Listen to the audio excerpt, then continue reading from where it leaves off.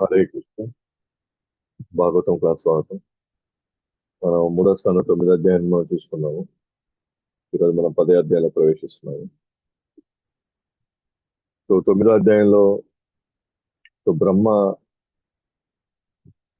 గర్భదక్షాయి విష్ణుడిని దర్శించుకున్న తర్వాత ఆయన ఆయన రూపాన్ని, ఆయన గుణగణాలని, అలాగే భక్తులు ఆయన ఆయన్ని వాళ్ళ హృదయంలో వాళ్ళు నివసింపజేసేలాగా ఎలా చేయగలరు అంటే కేవలం వాళ్ళ చెవుల ద్వారా కొంతమంది ఆయన గురించి వింటారు, లేదా శాస్త్రాలు చదువుతారు, అలాగే చెవుల ద్వారా ఆయన దర్శనం చేసుకుంటారు.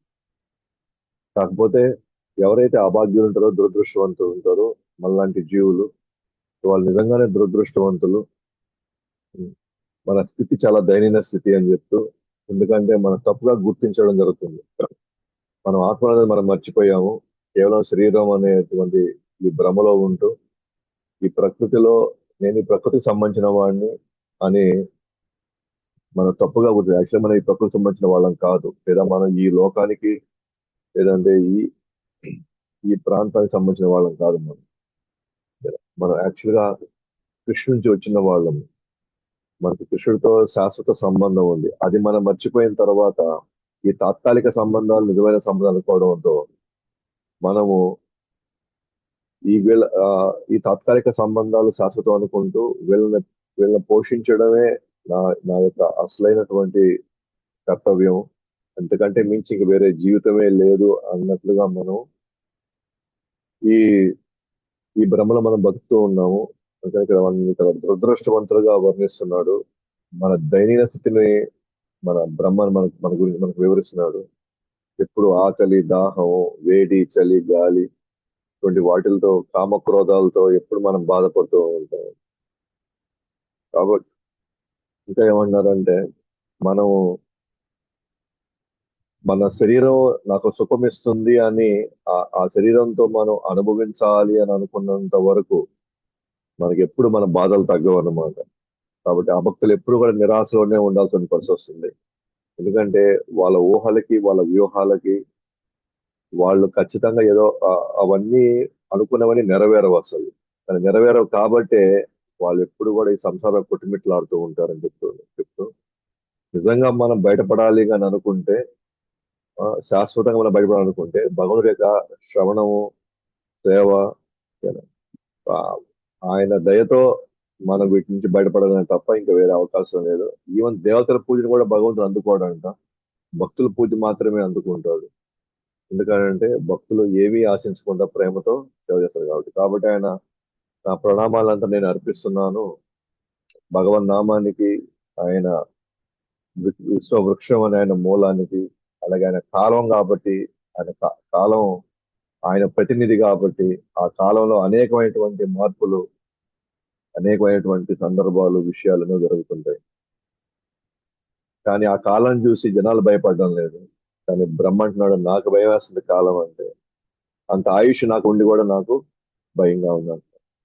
అంటే ఆయన రూపాల గురించి వివరణిస్తూ ఆ రూపాలన్నీ దివ్య రూపాలంటగా చెప్తూ, కాబట్టి అటువంటి భగవంతుడిని నాకు సృష్టించే శక్తి నీవు స్వామి, నాకు పైగా రెండోది నాకు గర్వానికి లోను కాకుండా చూసుకోండి ఈ సృష్టించే క్రమంలో అని ఆయన తన ప్రార్థన ద్వారా ఆ, తాను భగవంతుడి ముందర వేడుకుంటున్నాడు అనమాట. అలాగే నా మనస్సుని ఇంకో వైపు పోనీయకుండా, ఇంకో వైపు మరలకుండా కాపాడమని చెప్తున్నాడు. కేవలం ఆ భగవంతుడి కరుణామయుడు కాబట్టి భగవంతుడు తలుచుకుంటే, ఆయన ఆదేశాలను కానీ మనం కానీ పాటించగలిగితే మనం ఖచ్చితంగా ఈ నిరాశ నుంచి మనం బయటపడచ్చు అని చెప్తున్నాడు అన్నమాట భగవంతుడు. సారీ, బ్రహ్మ బ్రహ్మ ఈ ప్రార్థనలు చేస్తున్నాడు. సో దానికి సమాధానంగా భగవంతుడు అంటున్నాడు, నువ్వు ఆందోళన పడవలసిన అవసరం లేదు. నువ్వు సృష్టి కార్యం కోసం నువ్వు చేసేటువంటి ఈ విన్నపాలని ఆల్రెడీ నేను దానికి నీకు కావాల్సిన శక్తిని, నీకు కావాల్సిన అనుగ్రహాన్ని నేను ఎప్పుడో ఇచ్చేసాను.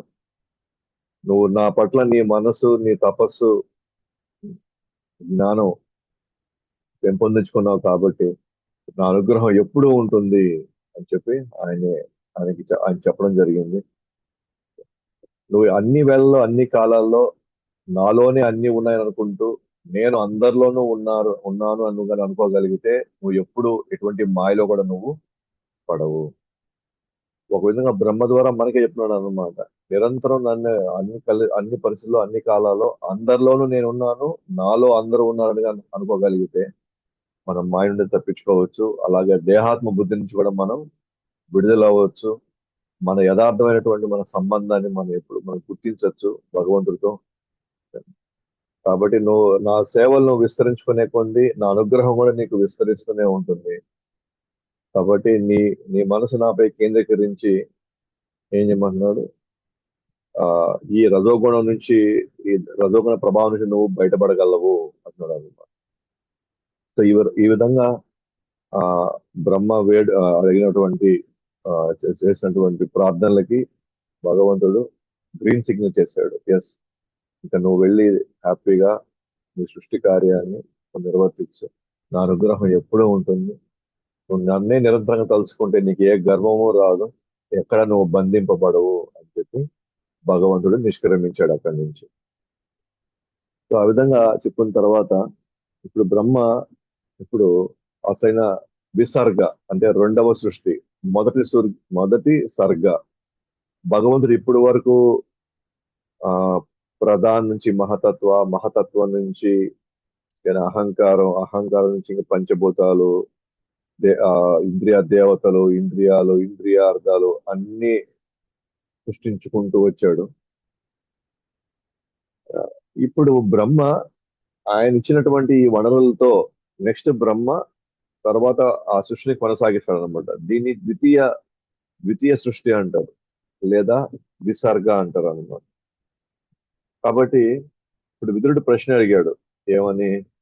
మైత్రేయుణ్ణి విసర్గ సంబంధించినటువంటి విషయాన్ని విదురుడు విచారం చేశాడు. ఇప్పుడు ఆయన అడగడం మొదలుపెట్టాడు. ఓకే, సర్గ ఇప్పుడు దాకా నేను విన్నాను, మరి ఇప్పటి నుంచి బ్రహ్మ ఏం చేస్తాడు, ఆయన సృష్టి ఎలా ఉండబోతుంది, ఏ పద్ధతిలో ఆయన స్టార్ట్ చేస్తాడు.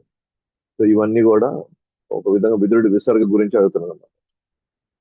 అందుకని ప్రశ్న వచ్చేసి, బ్రహ్మ తన స్వీయ శరీరం నుండి జీవుల శరీరాల నుండి ఎలా సృష్టిస్తాడు? సరే, దీని నుండి తీసేస్తాడు.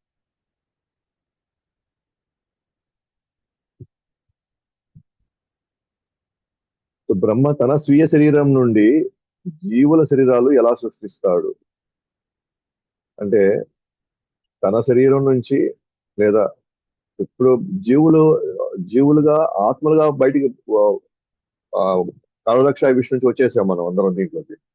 ఇప్పుడు శరీరాలు తయారవ్వాలి దీనికి, ఎందుకంటే కృష్ణుడికి అన్ని ఇచ్చేశాడు. ఏ విధంగా ఇంద్రియాలు ఇచ్చేసాడు, ఇంద్రియార్థాలు ఇచ్చేసాడు, పంచభూతాలు ఇచ్చేసాడు, అన్ని ఇచ్చేసాడు. ఇంద్రియ దేవతను సృష్టించాడు, మనసు బుద్ధి అన్ని సృష్టించేశాడు. ఇప్పుడు బ్రహ్మ ఏం చేయాలి? ఈ జీవుడికి ఈ ఆత్మని పెట్టుకొని, ఈ ఆత్మ చుట్టూ ఉన్నటువంటి సూక్ష్మ శరీరంలో ఉన్న మనసులో ఉన్న స్వభావాన్ని బట్టి, మనసులో ఉన్న కోరికలను బట్టి, మనసులో లేదా సంస్కారాలను బట్టి ఇప్పుడు బ్రహ్మ ఏం చేయాలా? వాళ్ళకి శరీరాలు తయారు చేయాలి. ఇప్పుడు సో భగవంతుడే వనరులు చేశాడు. ఇప్పుడు జీవుడి యొక్క కోరిక మేరకు, స్వభావము సంస్కారాల మేరకు ఆయనకి శరీరాలు ఇప్పుడు రెడీ చేయాలి. ఉదాహరణకి కొంతమందికి ఏమో చీమ శరీరం రావచ్చు, కొంతమందికి జంతు శరీరం, కొంతమంది చెట్ల శరీరం, కొంతమందికి మానవ శరీరం రావచ్చు. అది దేని బట్టి? మన మనసులో ఏ స్వభావాన్ని బట్టి, మన మనుషులు సంస్కారాన్ని బట్టి ఉంటుంది. కాబట్టి బ్రహ్మ ఎలా సృష్టిస్తున్నాడు ఈ జీవుల యొక్క శరీరాల్ని అని విదురుడు అడుగుతున్నాడు అనమాట. సో దానికి ఇప్పుడు ఫస్ట్ స్టార్ట్ చేసుకున్నాడు. 14 లోకాలను బ్రహ్మ సృష్టిస్తాడు. అంటే ఆ పాయింట్కి వెళ్తాడు, జీవుల శరీరాలు ఎలా సృష్టిస్తాడు అని. సో దానికి ముందు అసలు ఈ లోకాలను ఆయన ఎలా సృష్టిస్తాడు, ఆ లోకాలు తయారైన తర్వాత జీవుల్ని రకరకాల లోకాల్లోకి పంపించాలి ఆయన. కాబట్టి మొదటగా లోకాలని సృష్టించడం చేస్తాడు. ఎస్, భగవంతుడి యొక్క ఆదేశం మేరకు వేల సంవత్సరాలు తపస్సు చేసిన తర్వాత కమలము మరియు గర్భోదక సముద్రం నీటిని చూడగలిగాడు. అది మనం ఇంతకుముందు చెప్పుకున్నాం. సో గర్భక్షాయ విష్ణు యొక్క నాభి నుంచి బయటకు వచ్చాడా? కమలం ద్వారా బయటకు వచ్చాడా? బయటకు వచ్చిన తర్వాత చుట్టూ చూశాడు, మొత్తం సముద్రం ఉంది, గర్భోదక సముద్రం అంటారు. అయితే ఆ సముద్రంలో ఎవరు కనబడట్లే ఇంకా. దాని తర్వాత ఏం చేశాడు అతను? తపస్సు చేశాడు. ఆయన తపస్సు చేశాడు. ఇక్కడ తప తప అనే శబ్దం వచ్చింది. తపస్సు చేశాడు.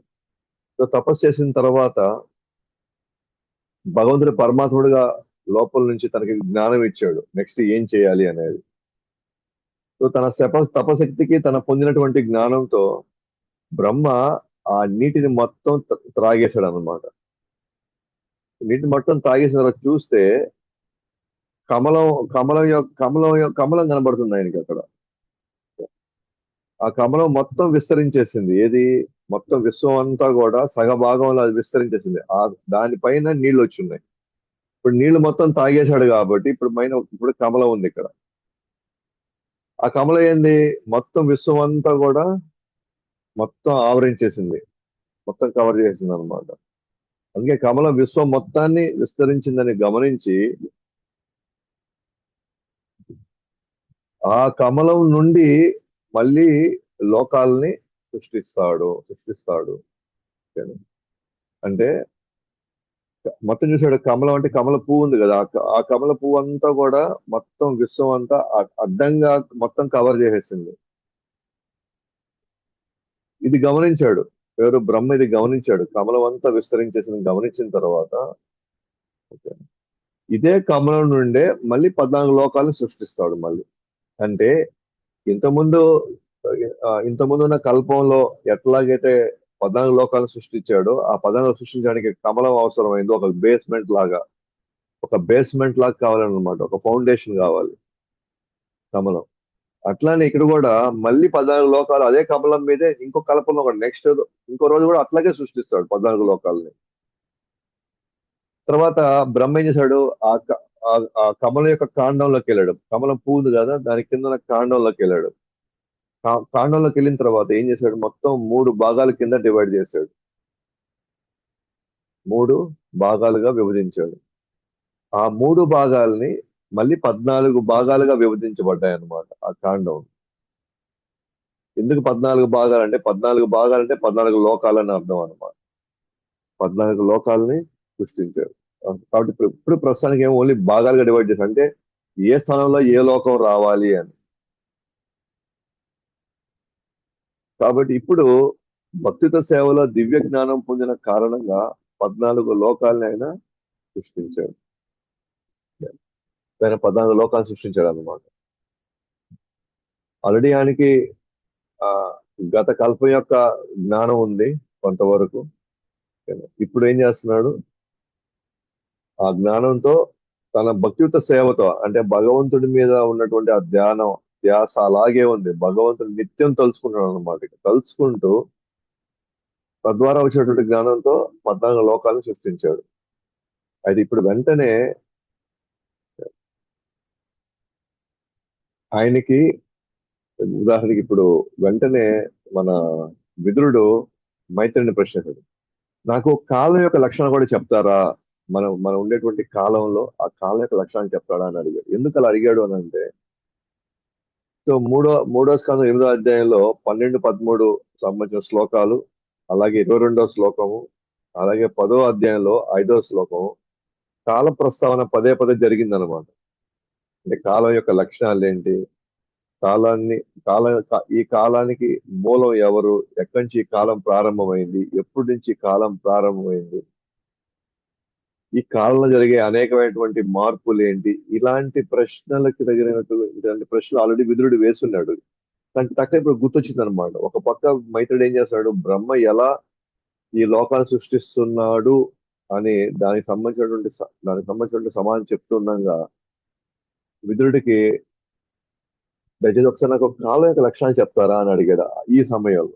ఎందుకని అడిగాడు అని అంటే, సృష్టి కూడా కాలంలో ఒక భాగమే. కాలంలో భాగంగా సృష్టి ఒకసారి అది తయారవుతుంది, పోషింపడుతుంది, మళ్ళీ వినాశనం అవుతుంటుంది. అంటే కాలక్రమంలో ఈ విశ్వంలో అనేక మార్పులు జరుగుతూ ఉంటాయి. అంటే కాలం గురించి మనం అర్థం చేసుకుంటేనే కాలం జరుగుతూ వచ్చే మార్పుల్ని మనం గుర్తించవచ్చు. అందుకని విదురుడు ఇక్కడ ముందు నా కాలం గురించి చెప్పు, ఆ తర్వాత మళ్ళీ నువ్వు చెప్పాల్సిన నువ్వు వివరించుకుంటూ వెళ్ళొచ్చు. దేని గురించి? ఈ వివిధ లోకాలని సృష్టించడం, తర్వాత జీవుల్ని సృష్టించడం, ఇవన్నీ తర్వాత చూసుకోవచ్చు. బట్ నాకు ఫస్ట్ కాలం గురించి చెప్పు.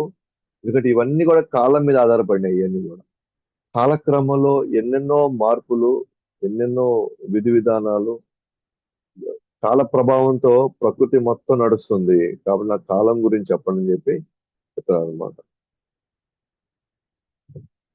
సో కాలం యొక్క లక్షణాలు చెప్పారనమాట. ఫస్ట్, ఇది గుణ సంరక్షణకి మూలము. కాలం వచ్చేసి గుణ సంరక్షణకి మూలం.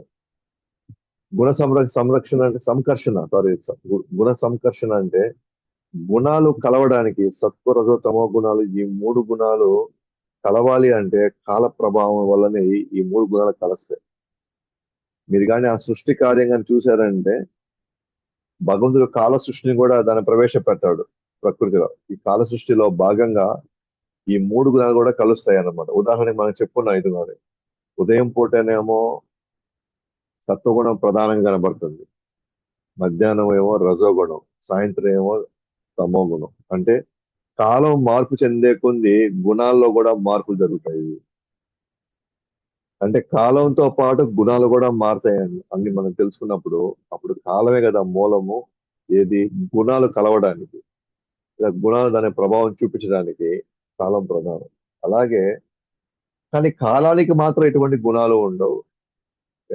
అలాగే కాలాన్ని మనం గ్రహించలేము, కాలాన్ని మనం చూడలేము, కాలాన్ని మనం అంచనా వేయలేము, కాలం గురించి మనం అర్థం చేసుకోలేము. ఎందుకంటే కాలానికి రూపం ఏం లేదు, కాలానికి ఎటువంటి ఇంకా లక్షణాలు ఏం లేవు, కాలానికి ఇంకేం గుణాలు ఏం లేవు. అందువల్ల కాలాన్ని ఎప్పుడు మనం గుర్తుపెట్టుకోవడం అంత ఈజీ కాదు. ఇప్పుడు ఉదయం మనం పని మనం చేసుకుంటూ ఉన్నాం, మధ్యాహ్నం అయింది, సాయంత్రం అయింది, సూర్యుడు అస్తమిస్తున్నాడు, రాత్రి అవుతా ఉంది, మళ్ళీ మరుసటి రోజు పగలు, మళ్ళీ సూర్యుడు ఉదయిస్తున్నాడు. మనము ఈ రోజు ఉదయం సూర్యుడు యొక్క ఆ, ఉదయం చూడడం చూసాము, ఈ రోజు అలాగే అస్తమించడం కూడా చూస్తాం. మనం ఏమంటున్నాం, బా ఉదయం ఆ, సూర్యుడు ఉదయాంతంగానే ఎంత అద్భుతంగా ఉంది సీనరీ అనుకుంటాం. అలాగే ఆయన అస్తమించేటప్పుడు కూడా సీనరీ చాలా బాగుంది అంటాం. ఈ కాల ఈ క్రమంలో పడిపోయి మనము ఇది ఆ సూర్యుడు ఉదయించేది సమయం కావచ్చు, అస్తమించే సమయం కావచ్చు, ఆ అందాలను చూస్తూ చూస్తూ చూస్తూ మనం ఒకటి మర్చిపోయాం అన్నమాట. ఏంటి అనంటే, నా జీవితంలో ఒక రోజు అయిపోయింది అని. అంటే మన కాలాన్ని మనం పట్టుకోలేకపోతున్నాం, కాలాన్ని మనం గ్రహించలేకపోతున్నాం. ఇలాగా ప్రతిరోజు ఒక్కొక్క రోజు అయిపోవడంతో మన అర్థం చేసుకోవాలా, మన జీవితంలో ఒక్కొక్క ఆయుష్ తగ్గుతా వస్తా ఉంది, మన టైం తగ్గిపోతా ఉంది. కానీ మనం గ్రహించలేకపోతున్నాం దాన్ని. ఈ హడావిడిలో పడి, ఈ సంపాదనలో పడి, ఈ కుటుంబ వ్యవహారాలు, బాధ్యతలు నిర్వర్తిస్తూ అందరికి 40 సంవత్సరాలు వచ్చేసాయా, అందరికి 50, 70, 100 సంవత్సరాలు వచ్చేసాయా. అలాగే అంటున్నాడు, కాలం అనంతం, దానికి ఆది లేదు, అంతం లేదు. అంటే భగవంతుడు నిజంగా ఎప్పుడు సృష్టించాడు ఈ కాలాన్ని, అలాగే ఎప్పుడు ఈ ఈ యొక్క ప్రకృతి సృష్టించబడ్డం, మళ్ళీ లయం అవడం, మళ్ళీ సృష్టించబడ్డం, మళ్ళీ లయం అవడం, ఆ కాలం ఎప్పటికీ అంతం అవుతుందో కూడా ఎవరికి తెలియదు. అయితే భగవంతుడి నుండి భౌతిక శక్తిని వేరు చేసేది కూడా కాలమే. ఎందుకంటే భగవంతుడి మీద అసలు కాలం ఉండదు, కాల ప్రభావమే ఉండదు భగవంతుడి మీద. వేరు కాలం అనేది ఉండనే ఉండదు. అందుకని ఆధ్యాత్మిక ప్రపంచంలో కాలం అనేది లేదు. అక్కడ ఓన్లీ ఒకటే కాలం ఉంది, ఓన్లీ ప్రజెంట్ టెన్స్. ఇప్పటికిప్పుడు ఈ క్షణం మనం ఏం ఆలోచిస్తాం అది మాత్రమే గుర్తుంటుంది అనమాట, మిగతాది ఏది గుర్తుండదు మనకి. ఎందుకంటే ఆధ్యాత్మిక జగత్కి సృష్టి లేదు, అంతం లేదు. కానీ మనం ఉండేటువంటి ఈ భౌతిక జగత్తులో మాత్రం సృష్టి అంటే ఆది ఉంది, అంతం ఉంది. ఇది ఒక కాలానికి, కానీ మొత్తంగా ఎత్తుకుంటే మాత్రం కాలానికి కూడా ఆది లేదు, అంతం లేదు. ఎప్పుడు కాలం స్టార్ట్ అయింది ఎవరికి తెలియదు, ఎప్పుడు అంతం అవుతుంది కూడా ఎవరికి తెలియదు. మొత్తం కాలం అన్నమాట. ఇప్పుడు ఒక విశ్వాలన్నీ ఇప్పుడు బయటకు వస్తాయి, మళ్ళీ మళ్ళీ అన్ని లయం అయిపోతాయి, మళ్ళీ మళ్ళీ సృష్టించబడతాయి, మళ్ళీ లయం అయిపోతాయి. అట్లా ఎత్తుకుంటే ఈ కాలం ఎప్పుడు స్టార్ట్ అయిందో తెలియదు, అది ఎప్పుడు అంతమవుతుందో కూడా. ఎందుకంటే మన ఇక్కడికి వస్తూ పోతున్నంత వరకు ఈ సృష్టి జరుగుతూనే ఉంటుంది, మళ్ళీ వినాశం అవుతుంటుంది, మళ్ళీ జరుగుతుంటుంది, మళ్ళీ వినాశం అవుతూనే ఉంటుంది. కాబట్టి ఆ సృష్టి క్రమంలో భగవంతుడు ఏం చేశాడు, ఆయన ఆయన ఏం చేశాడు, కాలశక్తిని వదిలేడు ఇక్కడికి. ఆ కాలశక్తి ఏం చేస్తుంది, రాను రాను రాను భౌతిక శక్తిని వేరు చేయడం ప్రారంభం.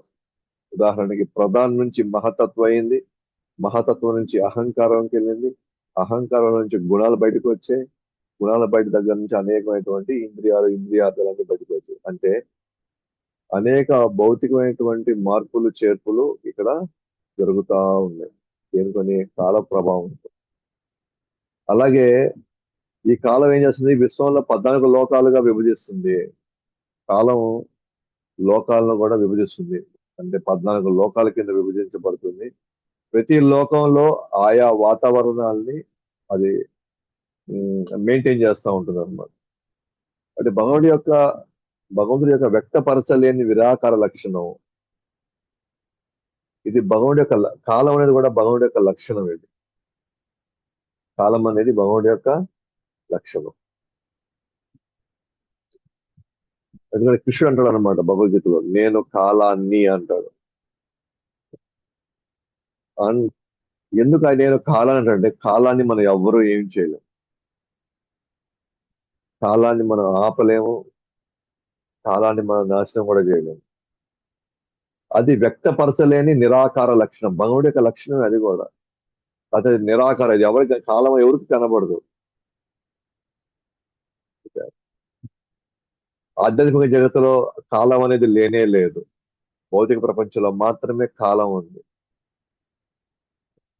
ఇక్కడ కాలం ఉంది కాబట్టే మనకి భవిష్యత్తు లేదా మన గతము మనల్ని ఎప్పుడు భయంతో వెంటాడుతుంటుంది. కానీ ఆధ్యాత్మిక జగత్తులో గతం లేదు, భవిష్యత్తు లేదు, ఓన్లీ వర్తమానం తప్ప ఇంకేం లేదు అన్నమాట. కాబట్టి అందుకని భగవంతుడి యొక్క ప్రతినిధి కాలం అనేది, భగవంతుడి యొక్క ప్రతినిధి. ఇక్కడ చాలా మంది భగవంతుడిని ఛాలెంజ్ చేయొచ్చు అనమాట. ఏమని, అసలు భగవంతుడు అనేవాడు లేడు, భగవంతుడు మేము అంతం చేస్తాము.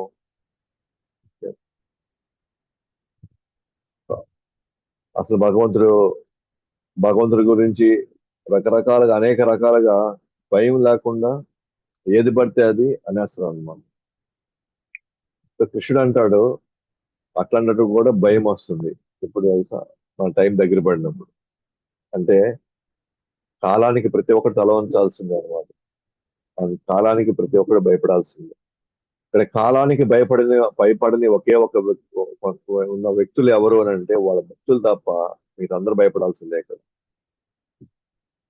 ఎవరైతే భగవంతుడికి నిత్యం ఆ భగవన్నామంతో భగవత్ సంకీర్తనలు లేకపోతే కృష్ణ కథ సేవ భక్తుల సాంగత్యంలో ఉంటారు, సో వాళ్ళు కాలానికి భయపడాల్సిన అవసరం. ఎందుకంటే ఇక్కడున్న సేవ చేస్తాను, నేను మరణించి వైకుంఠపై నేను ఆవిడ సేవే చేస్తాను, అంటే నా స్థానంలో ఎటువంటి మార్పు రాదు.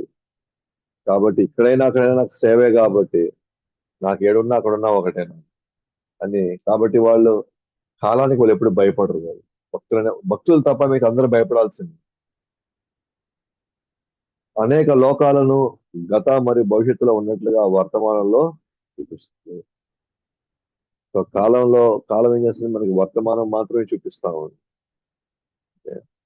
సో మనకి ఒక గతం ఉన్నట్టు, మనకు ఒక భవిష్యత్తు ఉన్నట్టు, అలాగే మన వర్తమానంలో ఉన్నట్టుగా అది చూపిస్తుంది అనమాట. తర్వాత 10 రకాల సృష్టి గురించి మైత్రేయుడు వివరిస్తున్నాడు అనమాట. నేను డీటెయిల్లోకి వెళ్ళలేదు, మీరు భాగవతంలోకి వెళ్ళినప్పుడు ఈ అధ్యాయాన్ని మీరు చదవచ్చు అనమాట. సో 10 రకాల సృష్టి ఉన్నాయి. దాంట్లో ఆ సృష్టిలో 3 రకాల లయలు ఉన్నాయి అనమాట. లయం అంటే వినాశనం. ఒకటి బ్రహ్మ ఆయుష్ కాలం అయిన తర్వాత కాలశక్తి ద్వారా ఒక లయం జరుగుతుంది. ఇది బ్రహ్మ 100 సంవత్సరాలు అయిపోయిన తర్వాత బ్రహ్మ ఒక రోజు అయిన తర్వాత కూడా, అంటే ఒక కల్పం అయిన తర్వాత కూడా ఒక చిన్న లయం ఉంటుంది. బ్రహ్మ 100 సంవత్సరాలు అయిన తర్వాత పడే లయానికి, బ్రహ్మ ఒక రోజు అయిన తర్వాత వచ్చే లయానికి చాలా తేడా ఉంది. బ్రహ్మ 100 సంవత్సరాలు అయిన తర్వాత వచ్చిన లయము మొత్తాన్ని నాశనం చేసి పడేస్తుంది. విశ్వంలో ఒక్క నలుసు కూడా భౌతికమైన మనకు కనబడదు, మొత్తం నాశనం అయిపోతుంది. కానీ బ్రహ్మ ఒక రోజు అయిన తర్వాత, నేను ఇంతకుముందు చెప్పింది బ్రహ్మ 100 సంవత్సరాలు అయిన తర్వాత ఇక్కడ ఏమీ ఉండదు అనమాట, జీరో. కానీ బ్రహ్మ ఒక రోజు ఆ, కాలంలో ఎలా ఉంటుందంటే, దైవశక్తి ద్వారా అన్ని లోకాలు నాశనం కావు ఇక్కడ. ఆ విశ్వంలో వా- టాప్ పైన ఉన్న 3-4 లోకాలు మాత్రం ఏం కావు, మిగతా అన్ని లోకాలు మాత్రం నాశనం అయ్యి మళ్ళీ బ్రహ్మ నెక్స్ట్ రోజు రాగానే మళ్ళీ అవన్నీ బయటకు వస్తాయి. అలాగే జీవుడి యొక్క ఆయుష్ కాలం కూడా లయమే కదా. లయం అంటే మన ఆయుష్ కూడా లయమే. ఎందుకంటే ఆఖరి సమయంలో ఈ శరీరం నాశనం అవుతుంది కదా. ఈ శరీరం నాశనం అవడం కూడా ఒక లయమే. కాబట్టి ఇన్ని రకాలటువంటి లయాలు ఉన్నాయన్నమాట, 3 రకాల లయాలు. ఓకేనా? అలాగే 6 రకాల ప్రథమ సృష్టి ఉంది. సో 6 రకాల ప్రథమ సృష్టి అంటే భగవంతుడు స్వయంగా తను సృష్టించినటువంటి అంశాలు అన్నమాట. ఉదాహరణకి మహత్తత్వ, అహంకారం, తన్మాత్ర, ఇంద్రియాలు, దేవతలు, మనస్సు, అజ్ఞానం. నాకు మనం చెప్పినట్టుగా ఇవన్నీ తయారు చేసిన భగవంతుడు, దాని మీద బ్రహ్మ ద్వితీయ సర్గ చేస్తాడు, ద్వితీయ సృష్టిని సృష్టిస్తాడు అనమాట. కాబట్టి దీన్ని ఏమంటారు, ప్రథమ సృష్టి ఇంకొక పేరు కూడా ఉంది, అది ప్రాకృత సర్గ. అది దాన్ని ఏమంటారు, ప్రాకృత సర్గ. బ్రహ్మ చేసేదాన్ని వికృత సర్గ లేదా ద్వితీయ సర్గ అంటారు. ఈ ద్వితీయ సర్గ అంటే ఇప్పుడు మన బ్రహ్మ ఏం చేస్తాడు, సో ఆయనేమో భగవంతుడేమో మహతత్వ, అహంకార, ఇంద్రియాలు, వీటన్నిటి గురించి ఆయన ఆల్రెడీ చెప్పేస్తున్నాడు, లేదా భగవంతుడు ఆల్రెడీ వీటిని సృష్టించేశాడు. సో ద్వితీయ సృష్టి అంటే ఏంటి అని అంటే, ఇప్పుడు బ్రహ్మ ఏం చేస్తాడు, ఇచ్చిన ఈ వనరులతో బ్రహ్మ ఏం చేస్తాడు అని అంటే, వృక్షాలు, జంతువులు, మానవులు, దేవతలు సృష్టిస్తాడు. వాళ్ళకి ఎటువంటి మనసు ఇవ్వాలి, వాళ్ళకి ఎటువంటి బుద్ధిని ఇవ్వాలి, ఎటువంటి శరీరం ఇవ్వాలి, వాళ్ళకి ఎటువంటి ఆ మంచి చెడు ఏదైనా కానివ్వండి, వాళ్ళకి ఏవైతే వాళ్ళ కర్మానుసారంగా వాళ్ళ సంస్కారాన్ని అనుసరించి వాళ్ళకి ఏం చేయాలో ఆ సూక్ష్మ స్థూల శరీరాలు బ్రహ్మే ఏర్పాటు చేస్తాడు అనమాట. అందుకే మనం ఏమంటున్నాం, ద్వితీయ సర్గ అంటున్నాం ఇక్కడ. సో ద్వితీయ సర్గ అంటే రెండవ సృష్టి అని. సో మొదటి సృష్టి ఆల్రెడీ భగవంతుడు చేస్తే దాన్ని వాటిలో ఉన్న వనరులు తీసుకొని ఇప్పుడు యాక్చువల్ గా జీవులు సృష్టించడం ప్రారంభమవుతారు అనమాట అందరినీ. ఎవరు, బ్రహ్మ. కాబట్టి ఇంద్రియ దేవతలు ప్రాకృత సర్గ, ఇంద్రియ దేవతలేమో ప్రాకృత సర్గ నుంచి బయటకు వచ్చింది, అంటే భగవంతుడు సృష్టించాడు ఇంద్రియ దేవతలు. కానీ ఇతర దేవతల్ని మాత్రం వికృత సర్గ అంటే బ్రహ్మ సృష్టించాడు. ఇంద్రియ దేవతలు అంటే ఎవరు, కంటి బాగా చూడాలంటే ఇంద్రియ దేవతలు కావాలి, గుండె పని చేయాలంటే ఇంద్రియ దేవతలు కావాలి, బుద్ధి పని చేయాలంటే ఇంద్రియ దేవత. అంటే వీటన్నిటికీ ఎవరైతే ఇంద్రియాల దేవతలు ఎవరైతే ఉన్నారో, ఎవరైతే శరీరాన్ని చూసుకుంటున్నారో, సృష్టిని చూసుకుంటున్నారో, ఎస్పెషల్ గా శరీరాన్ని, ఇంద్రియాలని, వీళ్ళని ఇంద్రియ దేవతలు అంటారు. వాళ్ళని ఇంద్రియ దేవతలు అంటారు. అయితే ఇంద్రియ దేవతలు ఎవరు సృష్టిస్తారంటే భగవంతుడు సృష్టిస్తాడు. కానీ లోక పాలకులుగా ఉండే దేవతలు ఎవరైతే ఉంటారో వాళ్ళని బ్రహ్మ సృష్టిస్తాడు. సో కాబట్టి భగవంతుడు సృష్టించాడు కాబట్టి ఇంద్రియ దేవతల్ని వాళ్ళేమో ప్రాకృత సర్గ అంటారు. ఇతర దేవతల్ని సృష్టించింది బ్రహ్మ కాబట్టి దాన్ని ఏమంటారు, వికృత సర్గ అంటారు. కానీ కుమారులు మాత్రం ఈ సృష్టిలో వీళ్ళ ప్రత్యేకమైన బ్రహ్మ కుమారులు మాత్రం పాక్షికంగా ప్రాకృతి సర్గ, ఇంకొంచెం పాక్షిగా వికృత స్వర్గ. ఈ విధంగా బ్రహ్మ మన్వంతరాలు, మనువంశము, బ్రహ్మ రజోగుణ అవతారము, భగవంతుడి శక్తి కారణంగా అనేక స్వభావములు కలిగిన ఈ భౌతిక ప్రకృతి లక్షణాలను వివరించడం జరుగుతుంది. సో రాబోయే రోజు నెక్స్ట్ క్లాస్ లో మనం చూడబోయేది ఏంటి అని అంటే, భగవంతుడు సారీ బ్రహ్మ ఎట్లా అయితే ఇతర శరీరాలని ఆయన తయారు చేస్తాడు. దేవతల శరీరాలు ఆయనే తయారు చేస్తాడు. ఇంద్రియ దేవతలు ఆయనే తయారు చేస్తాడు. మనుషుల్ని, జంతుజాలాన్ని మొత్తం కూడా ఆయనే తయారు చేస్తాడు. దాని తర్వాత రకరకాలుగా మన్వంతరాలు, మనువంశము, బ్రహ్మరజోగము, సో ఇవన్నీ కూడా వాళ్ళ వాళ్ళ స్వభావాలను బట్టి ప్రకృతి యొక్క లక్షణాలను భాగంగా సో వాళ్ళకి వివరించడం జరుగుతుంది అన్నమాట రాబోయే క్లాసులో. సో ఆ విధంగా మనం చూసాము. ఆ బ్రహ్మ తన తను ప్రార్థించి తన పొందినటువంటి అనుగ్రహంతో భగవంతుడు తన యొక్క బాధ్యతను నిర్వర్తిస్తున్నాడు అనమాట. సృష్టి చేసేటువంటి బాధ్యతని ఆయన నిర్వర్తిస్తున్నాడు. సో మిగిలింది మనం నెక్స్ట్ క్లాస్ లో మనం చూసుకుంటాం అన్నమాట. ఆ కాలం, ఇప్పుడు మన కాలం గురించి మాట్లాడే కదా, ఆ కాలం ఇంకొంచెం ఆ, వివరించుకుంటూ వివిధ ఉదాహరణలు ఇచ్చుకుంటూ మనం 11వ అధ్యాయంలోకి మనం ప్రవేశిస్తాం. గ్రంథరాజ్ శ్రీమద్ భాగవతంకి, జగద్గురు శ్రీవత్కి, అనంత కోటి వైష్ణవి, యువధర్మ హరినామ సంకీర్తనకి, గౌర్